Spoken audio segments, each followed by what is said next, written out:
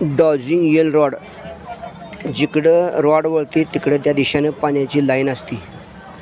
जसं जाईल तसं पाण्याच्या लाईनीवर रॉड जिकडं तिकडे फिरतात आणि बराबर समधी झरं एका जागी आल्यानंतर असे गोल घुमाला सुरुवात होते. सातलिंग पानाडी डॉजिंग येल रॉडच्या सहाय्याने पाणी शोध. उळे या गावामध्ये पॉईंट देण्यात आला. दक्षिण सोलापूर जिल्हा सोलापूर सुरेश डांगे यांना पॉईंट देण्यात आलं आहे. 2.5 इंची पाणी लागले त्यांच्या बोरला. 260 फुटाला पाणी लागले.